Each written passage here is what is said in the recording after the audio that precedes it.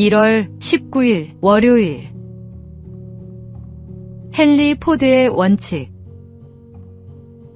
자동차 왕으로 불리는 헨리 포드는 어려서부터 기계를 만지는 일을 좋아했습니다. 그 작은 흥미는 결국 가솔린 자동차 개발로 이어졌고, 나아가 대량 생산 체계를 구축하여 새로운 산업 시대를 여는 기초가 되었습니다. 그는 생산비가 절감되자 노동자의 임금을 오히려 올리는 과감한 결정을 내렸고, 이는 지속 가능한 경영의 모범이 되었습니다.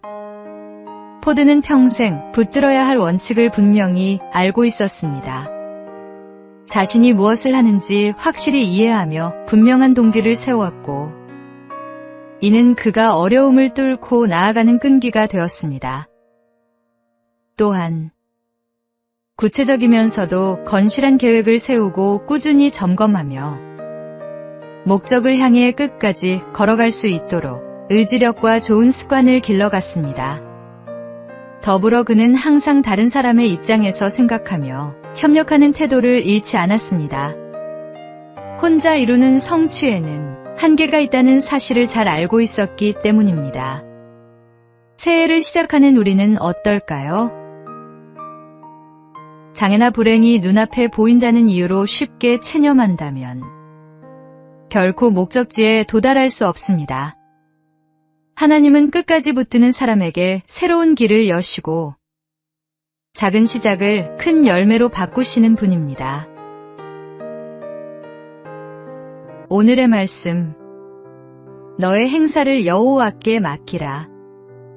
그리하면 내가 경영하는 것이 이루어지리라. 오늘의 만나.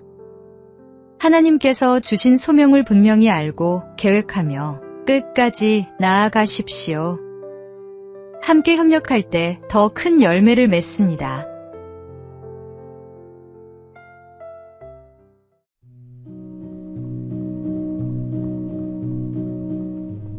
(1월 20일) 화요일. 준비된 자의 선행. 경기도 가평군의 한 식당. 저녁 식사 시간이었습니다. 육군 정세호 중사는 평범하게 저녁을 먹고 있었습니다. 그때 한 시민이 갑자기 의식을 잃고 쓰러졌습니다. 입에서는 거품이 쏟아져 나왔고 호흡은 멈춰 있었습니다. 정 중사는 망설이지 않았습니다.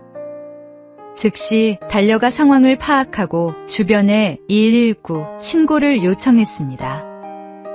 음식물이 기도를 막았다고 판단한 정 중사는 하임리히법을 시작했습니다. 두세 차례 시도했지만 환자의 호흡은 돌아오지 않았습니다. 손은 여전히 차가웠습니다. 그러나 정 중사는 포기하지 않았습니다. 5분간 계속 복부를 압박했고 마침내 음식물이 나왔습니다. 환자는 호흡을 되찾았습니다. 119에 환자를 인계한 정 중사는 조용히 자리를 떠났습니다. 이 선행이 세상에 알려지자 정 중사는 말했습니다. 평소 부대 안전교육에서 반복 숙달한 훈련이 큰 도움이 됐습니다. 위기의 순간 그의 손은 평소 익힌 훈련을 기억하고 있었습니다. 준비된 자만이 필요한 순간에 쓰임받을 수 있습니다. 하나님께서 우리에게 주신 은사와 능력은 자신만을 위한 것이 아닙니다. 어려움에 처한 이웃을 돕고 생명을 살리는 데 사용될 때 그 참된 가치가 드러납니다. 오늘도 우리는 언제 어디서든 이웃을 섬길 준비가 되어 있습니까? 오늘의 말씀. 각각 은사를 받은 대로 하나님의 여러 가지 은혜를 맡은 선한 청지기 같이 서로 봉사하라. 오늘의 만나. 하나님께서 우리에게 주신 재능과 훈련은 결정적인 순간을 위한 준비입니다. 오늘 배운 것이 내일 누군가의 생명을 구할 수 있음을 기억하십시오.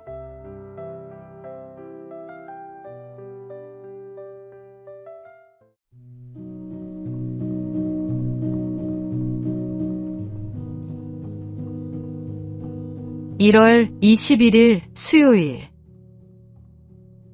보이지 않는 경계선. 누군가 오래된 어항에서 산금붕어를 넓은 수조로 옮겨 주었다는 이야기가 있습니다. 새 수조는 훨씬 넓고 마음껏 헤엄칠 수 있는 공간이 있었지요.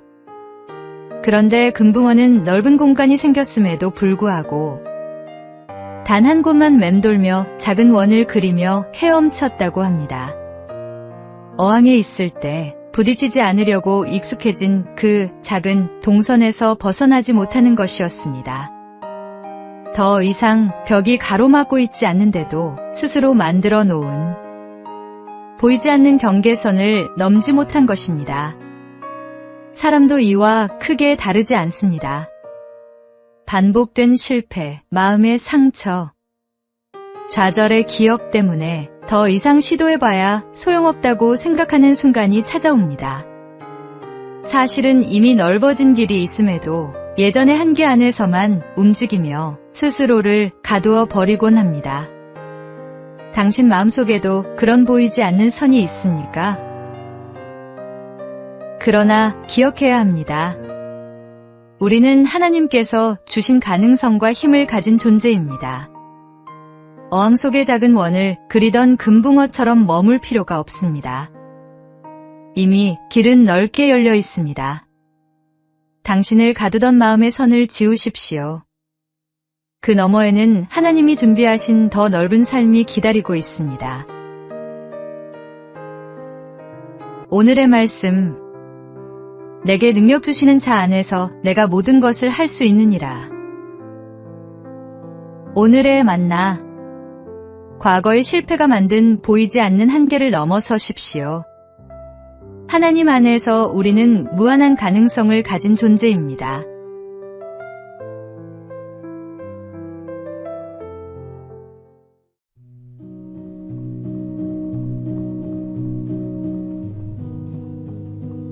(1월 22일) 목요일. 시계의 가치. 한 청년이 사업에 실패하고 고향으로 돌아왔습니다. 특히 사업 자금을 마련하기 위해 팔았던 할아버지의 낡은 시계가 자꾸만 생각났습니다. 그 시계는 할아버지의 하나 남은 유품이었지만 팔 때는 겨우 몇만 원을 받았습니다. 몇 년 후 청년은 작은 회사에 취직해 성실하게 일하며 조금씩 자리를 잡아갔습니다. 어느 날 우연히 골동품 경매장을 지나가다가 진열장에서 눈에 익은 할아버지의 그 시계를 발견했습니다. 놀랍게도 그 시계는 희귀한 빈티지 시계로 경매 예상가가 수천만 원에 달했습니다. 청년은 그제야 깨달았습니다. 자신이 헐값에 팔았던 그 시계가 실은 엄청난 가치를 지니고 있었다는 것을. 하지만 동시에 또 다른 깨달음이 찾아왔습니다. 만약 그때 그 시계의 가치를 알았더라면 그는 시계를 팔고 더 큰 사업에 뛰어들어 더 큰 빚을 지고 회복할 수 없는 상황에 빠졌을지도 모른다는 것이었습니다. 그 무가치해 보였던 시계는 사실 그를 더 큰 위험으로부터 보호해준 셈이었습니다. 적은 돈을 받고 팔았기에 작은 실패로 끝날 수 있었고 그 덕분에 다시 일어설 수 있었던 것입니다. 우리의 삶에는 종종 왜 이것밖에 안 되지라고 불평하는 순간들이 있습니다. 그러나 그 부족함과 한계가 때로는 우리를 과욕으로부터 지켜주는 안전장치일 수 있습니다.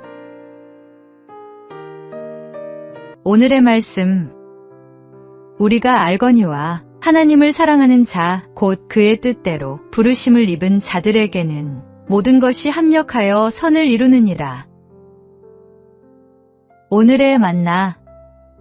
하나님의 섭리는 우리가 이해할 수 없는 방식으로도 우리를 보호하십니다. 모든 것에 감사하십시오.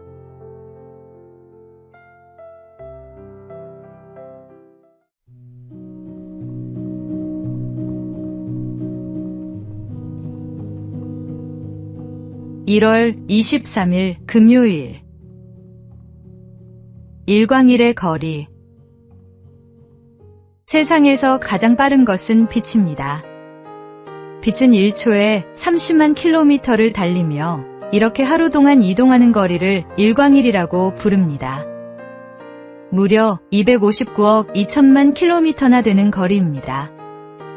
놀랍게도 인류가 만든 우주 탐사선 중 가장 멀리 날아가고 있는 보이저 1호가 곧 이 일광일 지점에 도달하게 됩니다. 1977년 지구를 떠난 이후 초속 17km로 쉬지 않고 우주를 향해 나아가며 가끔 지구로 신호를 보내고 있습니다. 1990년에는 창백한 푸른 점이라는 유명한 사진을 남기기도 했습니다. 현재 지구에서 약 253억 킬로미터 떨어져 있는 보이저 1호는 2026년경 일광일에 이르게 됩니다. 우주의 시간으로 보면 49년은 찰나에 불과할지 모릅니다. 천문학자 칼 세이건은 우주 속 지구를 먼지 한 톨이라고 표현했습니다. 우리가 사는 이 작은 행성이 얼마나 미미한 존재인지 새삼 깨닫게 됩니다. 그러나 더 놀라운 사실이 있습니다. 광대한 우주를 말씀 한마디로 창조하신 하나님께서 그 우주보다 작은 우리 한 사람 한 사람을 기억하시고 돌보신다는 것입니다. 가슴이 답답하거나 내 문제가 너무 커 보일 때 우주를 창조하신 하나님을 바라보십시오. 그분의 능력과 사랑 안에서 우리의 삶은 결코 작은 존재가 아닙니다. 오늘의 말씀, 하늘이 하나님의 영광을 선포하고 궁창이 그의 손으로 하신 일을 나타내는도다. 오늘의 만나, 광대한 우주를 창조하신 하나님께서 작은 나를 기억하시고 사랑하십니다. 이 놀라운 사실에 감사하십시오.